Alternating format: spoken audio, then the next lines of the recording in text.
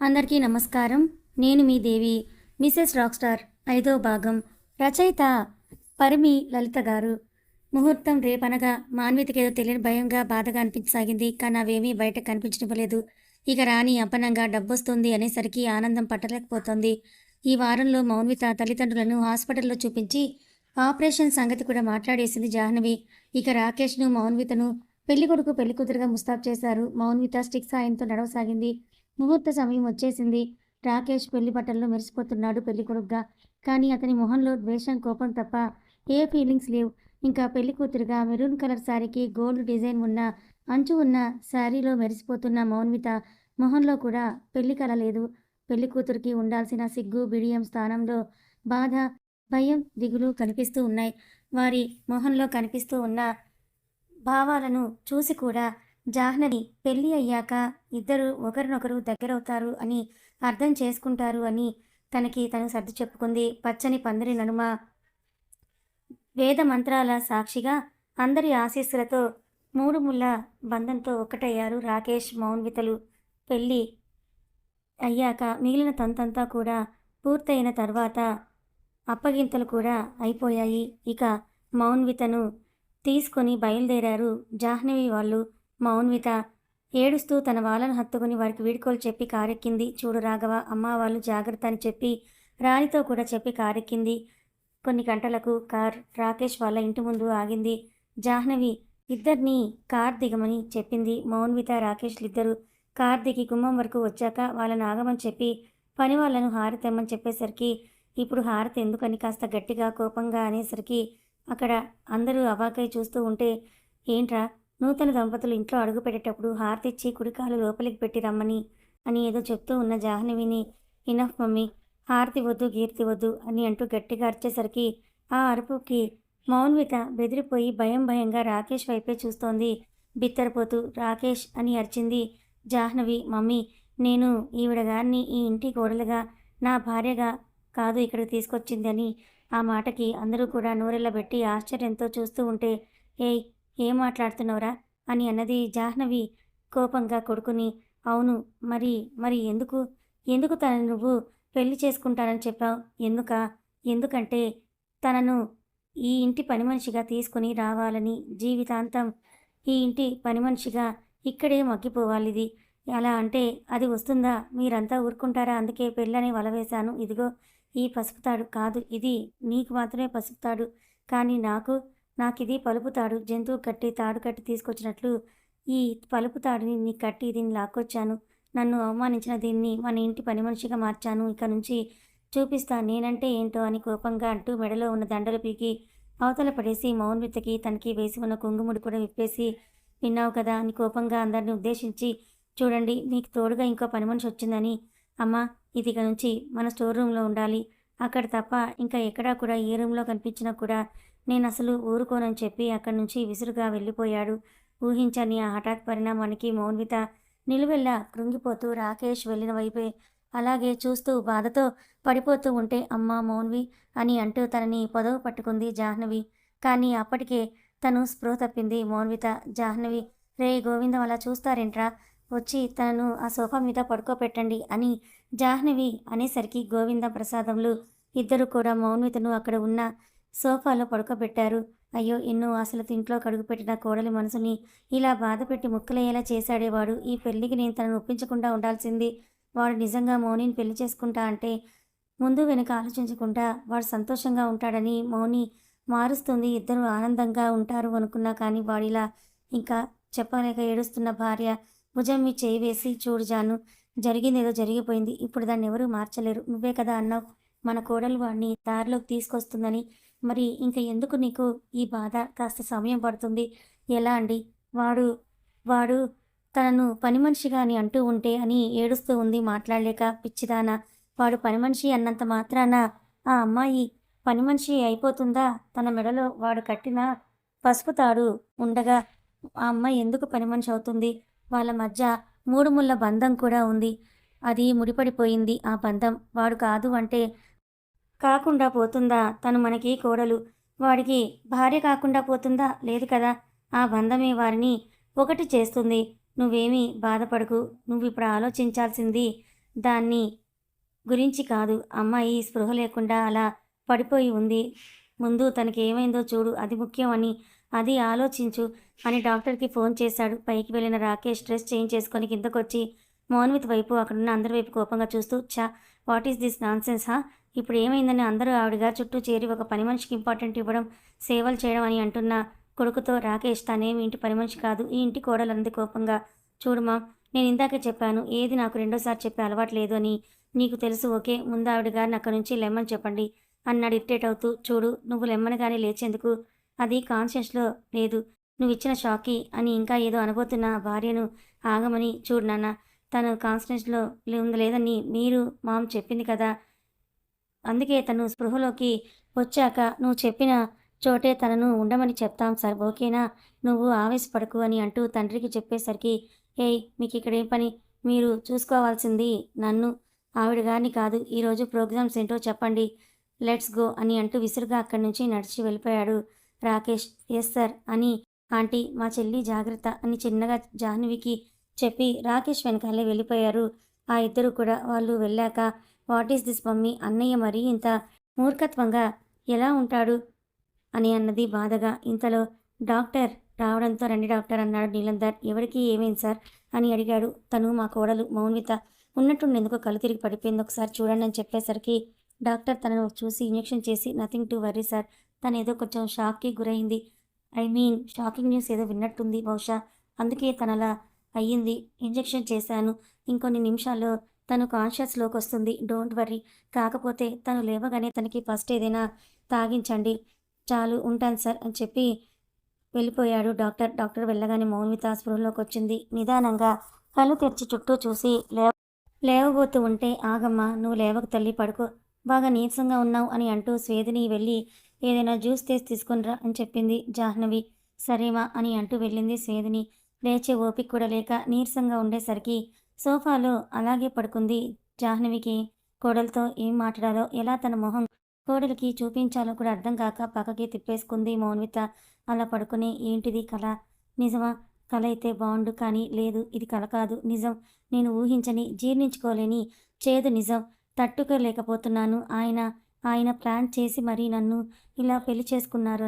నన్ను బలిపశువం చేశారు, నమ్మించి నన్ను మోసం చేశారు. అంటే అత్తయ్య గారు వాళ్ళు కూడా పాత్ర ఇందులో ఉందా? ఉండే ఉంటుంది. లేకపోతే కొడుకు సంగతి తెలిసి ఒక ఆడపిల్ల జీవితాన్ని నాశనం చేస్తారా ఎవరైనా? ఛ!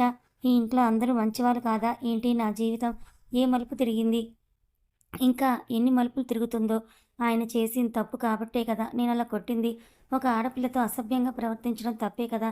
మరి నేను ఒక చెంపదెబ్బ మీద కొట్టినందుకు ఆయన నా జీవితం మీదే దెబ్బ కొట్టాడు. ఇక నేను ఇంటి కోడల్ని కాదా? పని మనిషినా?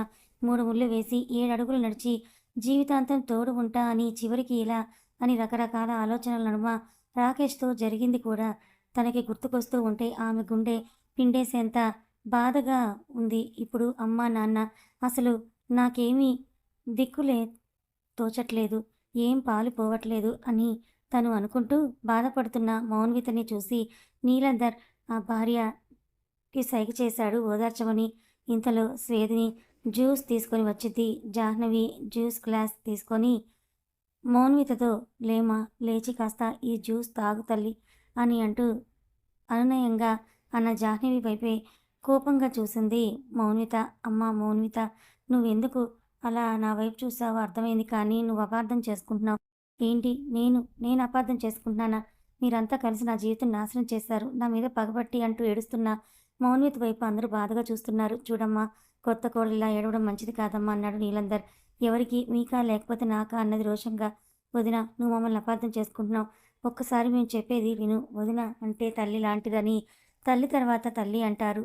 అరే సరే, మీ తల్లిదండ్రుల మీద ఏమాత్రం ప్రేమ ఉన్నా కాస్త మా మాట విను అని స్వేదిని ప్రతిమాలేసరికి మౌన్విత మౌనంగా ఉంది.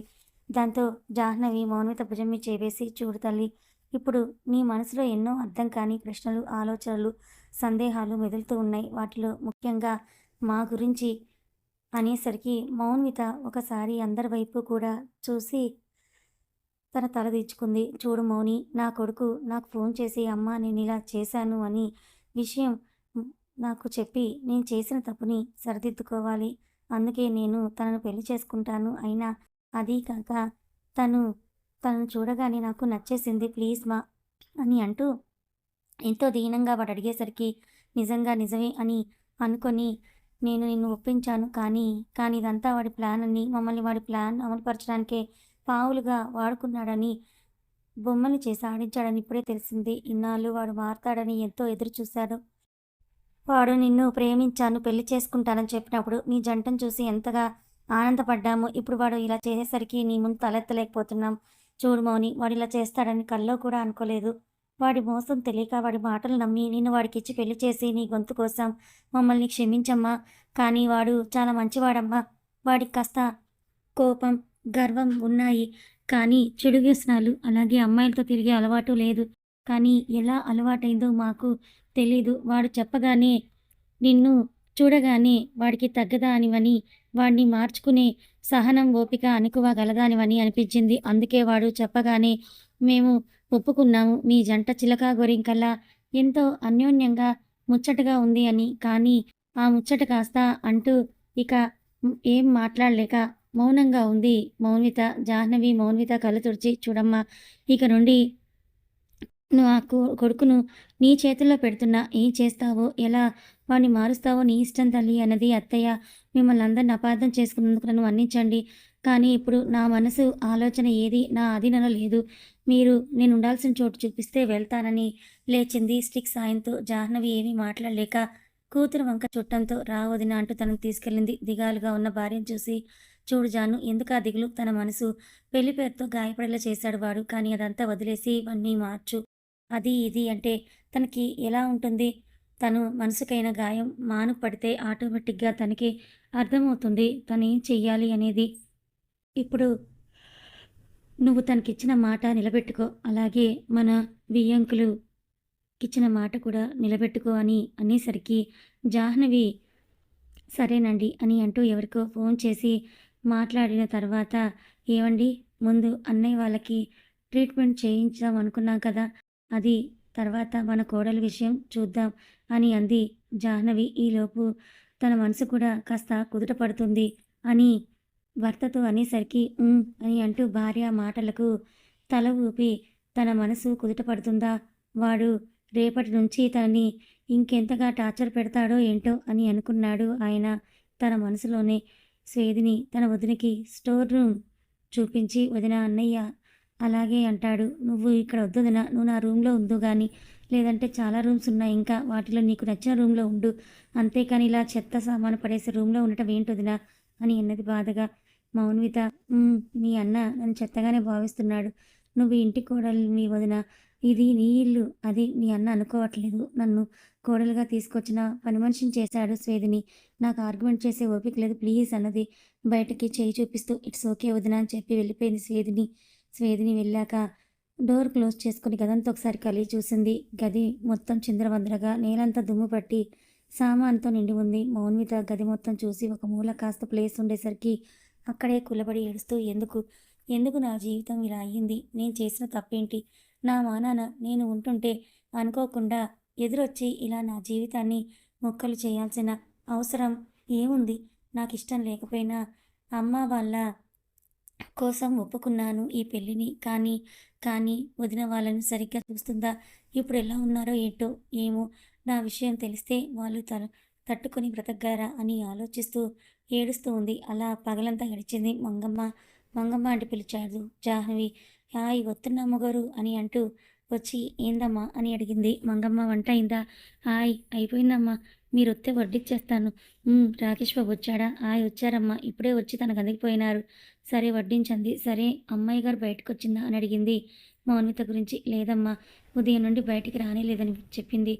పిచ్చి పిల్ల ఇంకా బాధపడుతూ ఉందేమో. ఈ పాటికి ఇల్లంతా సందడిగా కలకల్లాడుతూ ఉండాలి. కానీ ఇది ఇలా మూగపోయిందనుకుంటూ మౌన్విత దగ్గరికి వెళ్ళింది. స్టోర్ రూమ్కి వెళ్ళి చూసేసరికి మౌన్విత నిద్రపోతోంది. అప్పటి వరకు ఏడ్చినట్టుగా మొహం అంతా కూడా ఉబ్బి తెల్లని చెక్కిళ్ళ మీద కన్నీటి చారికలు కనిపించాయి. ఇప్పటి వరకు ఏడ్చి ఏడ్చి ఇప్పుడు నిద్రపోయినట్లుంది అని అనుకుంటూ తన దగ్గరికి వచ్చి మౌన్విత, అమ్మా మౌన్విత అని అంటూ తల నిమిరి చిన్నగా ముద్దు పెట్టి, ఆ రూమ్ అంతా కూడా మట్టిగా ఉండేసరికి కనీసం శుభ్రం కూడా చేయించకుండా నిన్ను ఇక్కడ ఉంచాము. నువ్వు నవ్వుతూ, కలకలలాడుతూ మా ఇంట్లో తిరుగుతూ ఉండాలి. అలాంటి రోజు మీరిద్దరూ కలిసి సంతోషంగా ఉండే రోజు రావాలని ఆ దేవుణ్ణి కోరుకోవటం తప్ప నేనింతకు మించి ఏమీ చేయలేని నిస్సహాయురాలిని అని బాధపడుతూ తనే స్వయంగా ఆ గదిని శుభ్రం చేసి వెళ్ళింది. మౌనితకి నిద్రాభంగం కలగకుండా. ఇంతలో రాకేష్ కిందకొచ్చి డైనింగ్ టేబుల్ దగ్గర కూర్చున్నాడు. ఇక మిగిలిన వారు కూడా వచ్చి కూర్చోవడంతో మంగమ్మ అందరికీ వడ్డిస్తుంటే రాకేష్ కోపంగా, ఏ మంగమ్మ, నువ్వు వడ్డిస్తున్నావేంటని అడిగాడు కోపంగా. కొడుకు మాట్లాడిన మాటలకు ఆశ్చర్యపోతూ, అదేంట్రా ఇప్పుడు మంగమ్మే కదా వడ్డించేదని అన్నాడు నీలందర్. దాని కోపంగా తండ్రి వైపు చూస్తూ, ఎప్పుడు వేరు ఇప్పుడు వేరు అంటే అని అన్నారు అందరూ. అంటే ఇప్పుడు ఇవన్నీ చేయడానికి ఒక పని మనిషి వచ్చింది. సో ఇక నుండి ఆ పని మనిషే ఈరోజు ఈ ఇంట్లో అన్ని పనులు కూడా అందరి పనులు కూడా అదే చెయ్యాలి అని మంగమ్మ ఆ కొత్త పని మనిషి ఏం చేస్తోందని అడిగాడు. బాబు అది అది అని అంటూ నసుకుతూ ఉంటే ఏం చెప్పాలో తెలియక, తను పడుకుందా? నువ్వు చేసిన పనికి ఇప్పటి వరకు ఏడ్చి ఏడ్చి తను ఇప్పుడే అలా పడుకుందిరా అని అన్నది జాహ్నవి కోపంగా తన కొడుకుతోటి. వాట్, నేను చేసిన పనికి ఏడుస్తోందా? నాన్సెన్స్. నేను ఏం చేశాను? నేనేం చేయలేదు కదా! జస్ట్ అది చేసిన దానికే ఇది పనిష్మెంట్ అంతే అని అంటూ టేబుల్ మీద ఉన్న వాటర్ గ్లాస్‌ని తీసుకొని కుర్చీలో నుంచి విసుగ్గా లేచి స్టోర్ రూమ్‌కి వెళ్ళాడు. వాడెందుకు అటు వెళ్తున్నాడు అని అంటూ జాహ్నవి వాళ్ళు కూడా లేచి కొడుకు వెనకాలే ఆ స్టోర్ రూమ్ దగ్గరికి వెళ్ళారు. చిన్న పిల్లలా ముడుచుకొని పడుకొని నిద్రపోతున్న మౌనిత వైపు కోపంగా చూస్తూ, ఏం మొద్దులే అంటూ గ్లాస్‌లో ఉన్న కూలింగ్ వాటర్‌ని తన మొహాన పోశాడు విసురుగా. అలా చల్లటి నీళ్లు మీద పడేసరికి మౌనిత ఉలిక్కిపడి లేచింది కంగారుగా. ఎదురుగా కోపంగా తననే చూస్తూ ఉన్న రాకేష్‌ని చూసి భయంతో పక్కనే ఉన్న స్టిక్ తీసుకొని లేచి నుంచుంది. రేయ్, ఏంట్రా నువ్వు చేసిందన్నది కొడుకుని కోపంగా. నువ్వు మాట్లాడకు అని మౌనిత వైపు తిరిగి, ఏయ్ ఏంటా నిద్ర? నువ్వు ఏంటి మహారాణిలా పడుకొని హాయిగా నిద్రపోతున్నావు? నువ్వలా ముద్దుగా పడుకుంటే ఎవరు చేస్తాడే ఇంటి పనులు? నిన్ను ఇక్కడికి తెచ్చింది పడుకోవడానికి కాదే అని అంటూ, లేదులే అని అరుస్తూ తన జబ్బ పట్టుకొని తనని బయటకి లాక్కొచ్చి తోసేసరికి మౌనిత కింద పడిపోయింది. కింద పడిపోయిన మౌనితను చూసి మౌని అని అంటూ లేపటానికి వెళ్తూ ఉన్న తల్లితో, ఒక పని మనిషి మీద నీకు అంత కన్సర్న్ చూపించాల్సిన అవసరం ఏమీ లేదు. తనని లేపి ఆలోచన మాని వెళ్ళి టేబుల్ దగ్గర కూర్చోండి.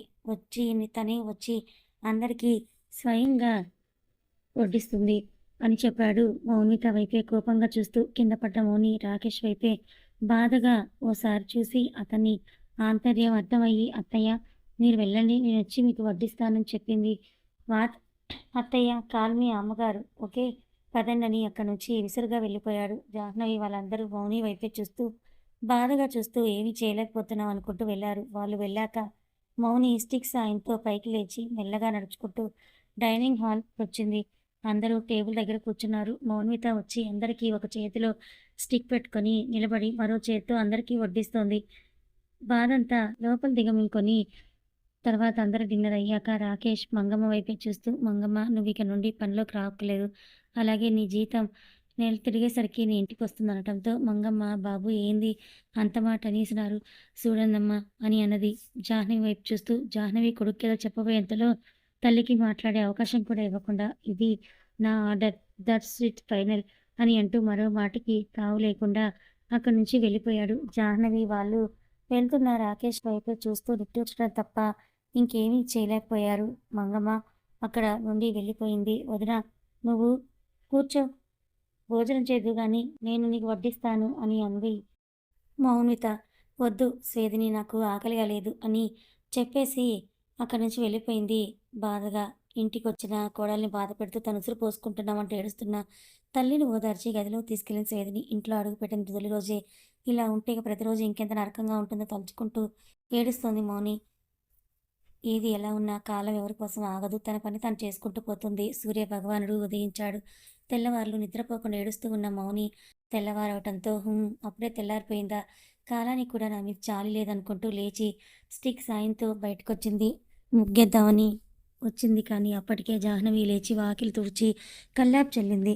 అది చూసి అత్తయ్య, ఓ సారీ అమ్మగారు, ఎందుకు మీరు ఇలా చేస్తున్నారు? ఈ పనులని చేయాల్సింది నేను.